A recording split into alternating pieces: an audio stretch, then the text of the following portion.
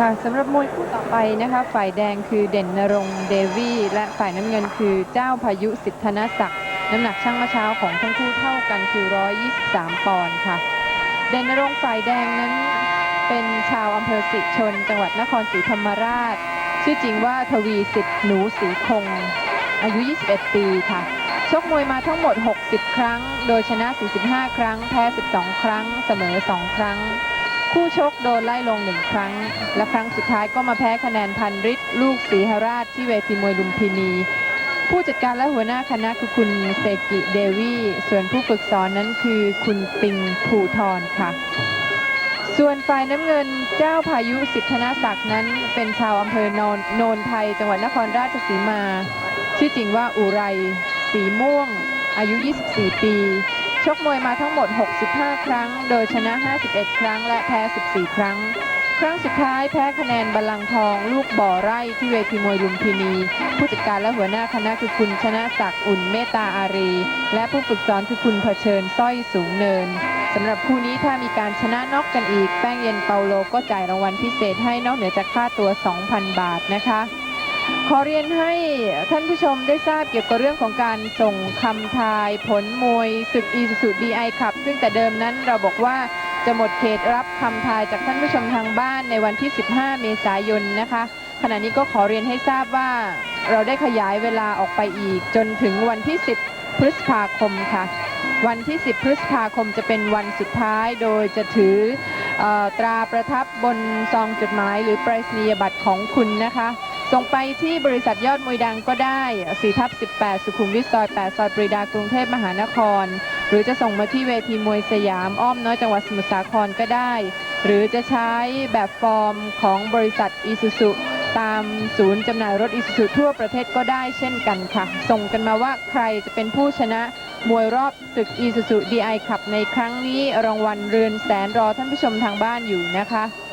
ส่วนในวันเสาร์นี้และวันเสาร์หน้าก็จะต้องเว้นไป2 สัปดาห์ของการชกมวยในศึก Isuzu DI Cup เพราะว่าขณะนี้มวยที่เข้ารอบเหลือเพียง4 คนเท่านั้นเสาร์ที่จะเริ่มต้นใหม่อีกครั้งหนึ่งก็คือเสาร์ที่ 6 พฤษภาคมจะเป็นการพบกันระหว่างพฤหัสน้อยกับวันธงชัยและเสาร์ที่ 13 พฤษภาคมก็จะเป็นการพบกันระหว่างธนูอินกับรัตนาน้อย4 คนนี้1 ใน 4 นี้แหละค่ะจะเป็นเจ้าของรถยนต์ Isuzu 2,500 DI นะคะเพราะฉะนั้นท่านผู้ชมทางบ้านก็คงจะพอมองออกแล้วว่าใครเหมาะสมกับตำแหน่งนี้รีบส่งคำทายกันมาอย่ารอช้าเพราะว่าเราจะรอรับผลของคุณภายในวันที่ 10 พฤษภาคมนี้เท่านั้นโดยยึดถือตราประทับบนซองจดหมายหรือไปรษณียบัตรที่คุณส่งมาก็ขอให้คุณโชคดีด้วยค่ะครับสำหรับกรรมการผู้ชี้ขาดบนเวทีนะครับก็มีกรรมการพงศักดิ์นะครับและกรรมการสมยศกรรมการประภัยประเทศกรรมการปรีดาเพชรพันธ์เป็นกรรมการให้คะแนนนะครับครับท่านเทศมนตรีเมืองปักช่องคุณชนะศักดิ์อุ่นเมตตาอารีก็ได้ถอดมงคลฝ่ายมุมน้ำเงินนะฮะคุณอดุลเดชครับครับนั่นก็คือเจ้าพายุสิทธนศักดิ์ครับมันเวทียกที่1เริ่มขึ้นแล้วนะครับผมก็ขอช่วงยกนี้คุยกับคุณทรงใจนิดนึงถึงเรื่องของมวยวันที่2นะครับที่จริงมวยคู่นี้มันนะฮะคุณอดุลเดชเป็นมวยค่าตัวเงินหลายหมื่นนะฮะฝ่ายแดงนะครับซึ่งชกเป็นผู้เอกในเวทีมวยราชดำเนินและก็ลุมพินีวันนี้เวทีมวยสยามอ้อมน้อยนำมาชกเป็นผู้เอกซึ่งไม่ค่อยได้ออกตู้เท่าไหร่นะครับเป็นมวยที่ชกประจำในวันอังคารและวันศุกร์แล้วก็วันจันทร์ถึงวันพฤหัสนะฮะวันนี้มาเป็นผู้เอกด้วยซ้ำไปนะครับจับตาดูกันอีกนิดนึงฮะเจ้าพายุนี่ก็คือเจ้าพายุสอเพลินจิตเดิมเป็นมวยถนัดซ้ายนะครับครับอาวุธออกไปเป็นมวยที่ชกยากนะต่อยซ้ายแล้วแกก็สูงซะด้วยส่วนเดนนรงค์อาบูฮะเป็นมวยทุกอย่างนะครับไม่ว่าจะหมัดจะศอกจะเข่าจะเตะมีทุกประการเรียกว่าครบเครื่องนะครับครบฮะครับฉะนั้นวันนี้ก็เป็นโชคดีของท่านผู้ชมทางบ้านว่าได้ดูมวยซึ่งมีฝีไม้ลายมืออยู่ในระดับแนวหน้าทีเดียวนะครับครับบริษัทยอดมวยดังพยายามจะเป็นนักมวยซึ่งไม่ได้ออกตู้เท่าที่ควรแล้วก็นำมาเผยแพร่นะครับแล้วถ้าตัวผมเองครับคุณอดุลเดชถ้ามีโอกาสในการที่จะผลิตรายการทีวีแล้วผมคาดว่าภายในอีกไม่กี่ปีข้างหน้าเนี่ยศึกเงินล้านต่างๆเนี่ยจะต้องออกสู่ทางจอทีวีบ่อยนะครับก็ถือเป็นเรื่องที่โชคดีครับสำหรับผู้ที่สนใจในวงการมวยว่าอนาคตนั้นเราก็จะมีโอกาสดูการผลิตรายการที่ดีให้กับชมถึงบ้านทีเดียวนะครับครับแต่ต กัดเข้าไปนะครับลูกนี้เป็นแม่ไม้มวยไทยซึ่งสามารถที่จะใช้การได้อย่างดีทีเดียว ครับบรรยากาศภายในสนามก็ร้อนอบอ้าวแต่แฟนก็ยังยกไม้ยกมือกันพันละวันแหละครับนะฮะคุณอดุลเดชครับ ผมเชื่อว่านั่งไม่ติดนะครับมวยคู่นี้ต่อยกัน ครับคงจะมีเปอร์เซ็นต์อย่างนั้นนะครับครับคุณอดุลเดชวันที่ 2 พฤษภาคมนะฮะตำนานมวยของวงการมวยเมืองไทยจะต้องบันทึกไว้ลงในประวัติศาสตร์วงการมวยว่า เพื่อเป็นอีกหน้าหนึ่งของประวัติวงการมวยนะครับ โอ้โหคงจะเหลือเชื่อว่าพระรหัสเล็กสิทธิ์ชุมทองแชมเปี้ยนรุ่นไฟเวทของลุมพินีจะป้องกันตำแหน่งชกเป็นเพียงก่อนเวลาคู่ที่ 1 เท่านั้นเอง ครับขนาดป้องกันตำแหน่งครับ กับแก่นศักดิ์สอเพลินจิตนะครับ เพราะก่อนเวลาคู่ที่2ฮะคู่เอกมวยเงินล้านไอ้เลือดเหล็กไพโรจน์น้อยสอสยามชัย วันนั้นก็จะขึ้นชกเป็นก่อนเวลาคู่ที่ 2 เท่านั้นนะฮะกับคมพยัคฆ์สิงห์มณีนี่คือก่อนเวลา2คู่ก็ป้องกันตำแหน่งทั้ง2รุ่นนะฮะพอไปคู่ที่1นะฮะท่านผู้ฟังหรือท่านผู้ชมที่กำลังจะไปชมนะฮะก็ต้องแปลกและก็ตกใจแน่ ครับคู่แรกของรายการ แรมโบ้พงศพิพอร่วมฤดีจะชนกับโตโต้นะฮะโตโต้วัชรวิทย์ซึ่งคู่นี้ก็เคยองคมนตรีพระนาท่านพลเอกเปรมตินสูรานนท์ท่านอยากจะชมถึงกับอยู่ที่โคราชแล้วก็บอกว่าคนไหนคือแรมโบ้แล้วทำยังไงที่จะได้ดูฮะหมดยกที่ 1 ครับคุณอดุลแรกของรายการเท่านั้นเองครับกับโตโต้วัชรวิทย์ฉะนั้นแฟนในกรุงเทพคงจะได้ชมกันอย่างแน่นอนแล้วว่าถ้าวันอังคารที่ 25 เราจะมีการซ้อมโชว์ของแรมโบ้ที่สนามมวยลุมพินีว่ามีการฝึกซ้อมสมบูรณ์จริงหรือไม่สมบูรณ์ขนาดไหนนั่นคือคู่ที่ 1 เวลา 15 นาฬิกาเหมือนเดิมเลยครับแล้วแชมเปี้ยนโลกเทซี่มาคาร์ลอสคงจะเดินทางจากประเทศฟิลิปปินส์มาด้วยนะฮะเราจะรายงานให้สื่อมวลชนทราบกันอีกครั้งเพราะคู่ที่ 2 ครับคุณอดุลเดชฮะโอ้โหเหลือเชื่อเลยนะฮะผมคิดว่าคู่นี้ประกบไปคู่เดียวแฟนๆก็ต้องฮือและหลังสวนพันยุทธภูมิจะขึ้นชิงตำแหน่งแชมเปี้ยนจูเนียร์แบนตัมเวทกับดอกไม้ป่าปอพงษ์สว่างแล้วก็ดาวโรจน์นพเดชนฤมลจะพบกับเด็ดดวงปอพงษ์สว่างโอ้โหคู่นี้บอกว่ามันจริงๆคู่ที่ 4 ก็เป็นแสนเชิงปิ่นสินชัยจะพบกับมานะศักดิ์ชโรจนะชัยแล้วก็ยังมีสามารถพยัคฆ์อรุณจะพบกับวังจันทร์น้อยสอพลังชัยแล้วก็แชมเปี้ยนโลกนะฮะแล้วก็ยังมีอย่างเพชรดำลูกบ่อไร่ก็จะพบกับประสบกิตติเกษมมวยนี้อย่างนี้ผมเชื่อว่าก็คงจะเป็นที่สนใจของผู้ชมอย่างมากเลยวันนั้นจะขายตั๋วกันยังไงครับ 12 นาฬิกานะฮะเริ่มทำการจำหน่ายบัตรแล้วคาดว่าเราบรรจุคนได้ชั้นที่ 3 6,000 คนเท่านั้นเองแล้วก็ชั้นที่ 2 เพียง 3,500 ที่นั่งถ้าเกิดเราจำหน่ายหมดในอัตราเท่านี้เราคงปิด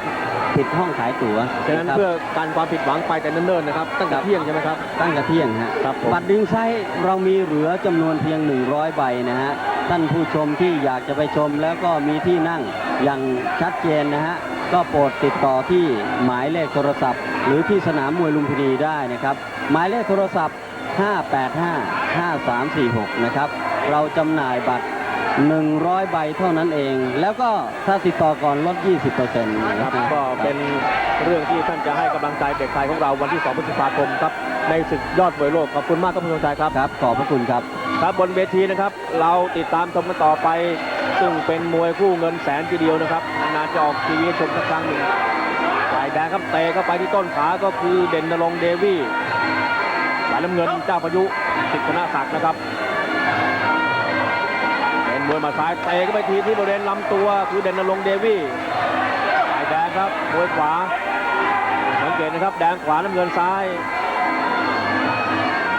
เด่นณรงค์เดินไปเตะขวาทีที่หน้าท้องที่เดิมนะครับเตะซ้ายที่ลำตัว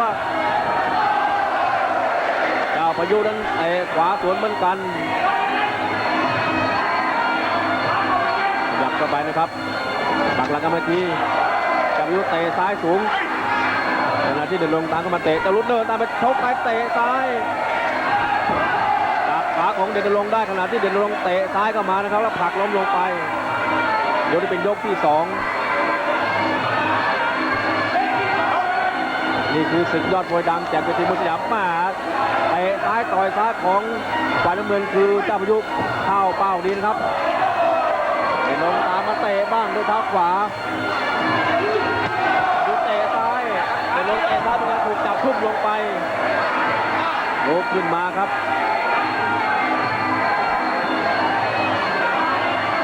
มวยคู่นี้เป็นมวยน้ำหนัก123 ปอนด์นะครับเด่นณ ลงบนเนี่ยเท้าขวา2 ทีขยับตามเข้ามาจับลูกเตะซ้ายต่อยซ้ายเด่นดรงเตะซ้ายบ้างที่ลำตัวหมดยกที่ 2 ครับ Absolute XD3 ของรายการในวันนี้ซึ่งก็ถือเป็นมวยที่มีค่าตัวสูงเอาการทีเดียวนะครับคุณผู้ชมบอกว่านานๆเราจะได้ดูมวยค่าตัวสูงสักทีหนึ่งแต่ว่าในนโยบายของกษัตริย์ยอดมวยดังและเวทีมวยสยามแล้ว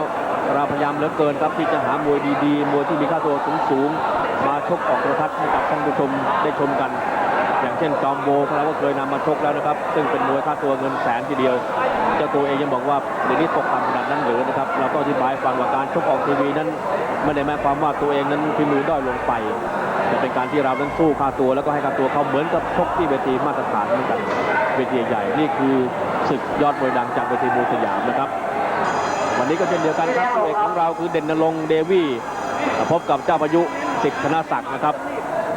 ยกนี้เป็นยกที่ 3กรรมการพงศักดิ์แป้นน้ำม่อมเช็ดเนื้อเช็ดตัวให้กับนักมวยเพราะให้น้ำเปียกไปนะครับการชกนั้นอาจจะไม่ได้ผลเท่าที่ควรยกที่ 3ครับยับเข้าไปข้างซ้ายสวนกันมาก่อนเจ้าพายุต้องเป็นมวยซ้ายนะครับเด่นลงเตะขวาชกขวาเตะขวาทีนึงเจ้าพายุเตะซ้ายสวนกันมาเป็นมวยขวาน้ำเงินมวยซ้ายครับขวาไปดีที่ลำตัวของทางเจ้าพายุลงเข้าไปเจอแข้งซ้ายบ้างก็ผลัดกันนะครับซ้ายทั้งชุดกับขวาทั้งชุดชกขวาก็ที่ใบหน้าชกขวาที่ไม่ได้ทีนึงไปขวาไปที่ลำตัวทั้งชุดเหมือนกันนะครับขวาทั้งชุดเข่าก็เข่าขวาแล้วเบี่ยงเจ้าพายุล้มลงไปเจ้าพายุเจอไปทั้งขนาดจะต้องเตะซ้ายกับลำตัวบ้างจะต้องเตะขวาเข้ามาแลกกันนะครับระหว่างซ้ายกับขวาใครดีใครอยู่เข้าไปเจอแข้งซ้ายบ้างแล้วก็ไปใครจะไปเตะก่อนจะนั่นเองนะครับระหว่างขวากับซ้ายขวาดีไม่ถูกจับยูดึงตัวเขาไปจะเตะซ้ายกับตัวบ้างซ้ายทีในขณะที่เด่นลงเดินตามเข้ามา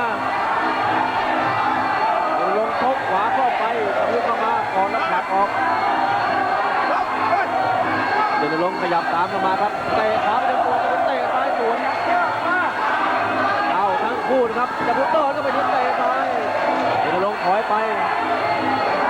ทิ้งจังหวะครับใครจะทำก่อนเท่านั้นเองคู่มวยคู่นี้เตะขวาไม่ถูกยับตามไล่ที่จับยูเข้าไปจับยูเตะซ้ายตัดไปเอาลำตัวดังขาดทีเดียวนะครับจังหวะทั้งคู่ใกล้เคียงกันลงเดินลากตามเข้าไปเตะตามเตะซ้ายสวนมาเตะซ้ายไปทีนึงแลกกันซ้ายกับขวาท่านผู้ชมในสนามนั่งกันไม่ติดทีเดียวครับแต่ว่ายังไม่ลงทั้งคู่ยังคนทั้งคู่จับลูกเดินแล้วไปโถกกันเตะซ้ายแล้วลงต่อยมันขวาที่ไหนหน้าโดนมันขวาทีนึงแลกกันซ้ายกับขวาแข้งซ้ายกับหมัดขวายังไม่อยู่ครับยังไม่อยู่ทั้งคู่ยังทนได้เดี๋ยวจะลงเตะขวาเฉียดปลายคางไปจะลงเตะซ้ายที่หน้าอกจะลงเตะขวาเข้ามา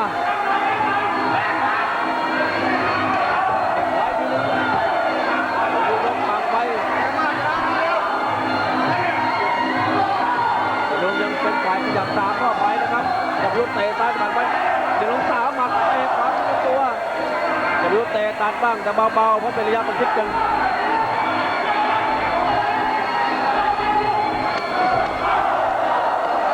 แลกแข้งนะครับระหว่างขวากับซ้ายยกที่ 3ครับลงชัยครับทั้งคู่สาดอาวุธเข้าหากันอย่างเต็มที่เลยครับแล้วคืนวันนี้ครับหลังจากจบการถ่ายทอดสดแล้วนะครับเราก็จะมีมวยคู่สำคัญซึ่งผมเชื่อว่าเมื่อท่านได้ชมแล้วก็คงจะซีซ้ายกันหน้าดูเลยครับของดีมีอยู่ที่เวทีสยามอ้อมน้อยอยู่เป็นประจำนะครับท่านผู้ชมที่เคารพเวลา 23:30 นาทีคู่เอก1คู่พยายามเฟ้นมาจากศึกเงินล้านซึ่งผมลงทุน2ล้านกว่า3ล้านเนี่ยแล้วก็เอามาออกให้ท่านผู้ชมได้ชมอย่างวันเนี้ยแชมเปี้ยนไพโรจน์น้อยสอสยามชัยมินิไฟเวทจะชกกันดุเดือดขนาดไหนกับศรีสดสหการโอสถขอเรียนเชิญท่านชมให้ได้นะครับเพราะเป็นมวยค่าตัว หลายหมื่นบาทและชกกันคุ้มค่ากับการเสียเวลาที่จะต้องทำให้ท่านอดหลับอดนอนอยู่ ครับยกที่ 4 นะครับเอามวยคู่นำรายการในวันนี้ระหว่างเด่นนรงค์เดวี่ฝ่ายแดงกับเจ้าพายุสิทธนาศักดิ์ มีปัญหาหรือเปล่าครับมันคื ฝ่าย อ น้ำเงินนะครับ ฮะเจ้าพายุนะฮะรู้สึกดั้งจะมีปัญหา รู้สึ นะ ก ครับ จะถูกหมัดขวาเข้าไปครับ ดั้งไม่อยู่กับที่แล้วนะฮะแกเอียงไปข้างด้านจมูกนะฮะ ยางซ้ายแข้งซ้ายเตะเข้าไปไปเจอเข่าขวาของเด่นนรงค์ครับคู่นี้คุณทรงชัยครับแลกอาวุธ เนื้อๆเลยนะฮะครับ เล็กวัน โอ้ย เย็นน้ำเลยครับเรือล้วนๆอาวุธมวยไทยมีเท่าไหร่สาดกันได้เต็มที่ทีเดียวเอาไปแข้งซ้ายดักของเจ้าพายุไม่เลวทีเดียว ดูเดือดครับคุณดูเดือดฮะ ครับ แทงกันทั้งสนามแล้วครับแหมแข้งขวากับแข้งซ้ายนะครับ โอ้ย เป็นการแลกกันระหว่างซ้ายทั้งชุดกับขวาทั้งชุดนะครับ ครับ เจ้าพายุพยายามตีเข่าเป็นของแถมเด่นนรงค์ตีเหมือนกัน เรียมมวยนะฮะคุณดูเดือด บิดนิดเดียวนั่นเองนะครับชิงจังหวะกันซ้ายลูกนี้ของเจ้าพายุนั้นหนักหนาเอาการถีบขวาไปอีก อย่างที่ผมเรียนตั้งแต่ต้นแล้วนะครับว่าเจ้าพายุนี่เป็นมวยที่ชกลำบากเป็นมวยซ้ายเตะซ้ายต่อยซ้ายแล้วก็จังหวะเต้นถอยนะครับส่วนเด่นนรงค์เดวี่ก็เดินเข้าหาก็คงจะเสียโอกาสไปพอสมควรทีเดียวแต่ก็ยังไม่แน่เพียงยกที่ 4 นะฮะยังมีเวลาอีก ยกเต็มๆครับเข้าไปเจอแข้งซ้ายระหว่างหมัดกับเข่าหมัดกับเท้านะครับเด่นนรงค์พยายามใช้หมัดให้เป็นประโยชน์เจ้าพายุใช้เท้าซ้ายเตะสกัดไว้ตัวนี้ถูกหมัดของเด่นนรงค์ด้วยปลายคางถึงกับสะเทือนเดียวนะไม่ลงครับสะเทือนเฉยขวาจะเตะขวาเข้าไปบริเวณดั้งจมูกนะครับ ครับ ชัดเจน แต่สู้เหลือเกินนะฮะเป็นไงครับคุณมาดูเด่นท่านผู้ชมครับทั้งคู่ทำหน้าที่กันอย่างดีที่สุดแล้วนะฮะ คุ้มค่าของท่านที่เขาชมนะครับและท่านที่ชมการถ่ายทอดสดก็คงจะสนุกสนานกับการชกของมวยคู่นี้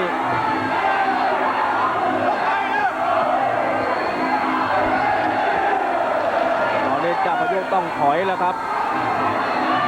เด่นนรงค์เดินไม่หยุดเหมือนกันเตะซ้ายสกัดไว้เด่นนรงค์เดินเข้าไปอีกเดินไปเจอแข้งซ้ายนะครับเดินตามเข้าไปเดี๋ยวที่คุณทรงชัยว่าครับปล่อยลำบากครับเจ้าพายุนี่ จะรวดเร็วด้วย ครับ นะฮะ เตะตัด แล้ว เอง ก็เต้นได้รวดเร็วออกอาวุธแข้งซ้ายหน้ากลัวโดนอยู่แล้วครับ ลูกนี้เสียจังหวะนะครับถูกหมัดหน้าของทางเด่นนรงค์ก็ไปที่ใบหน้า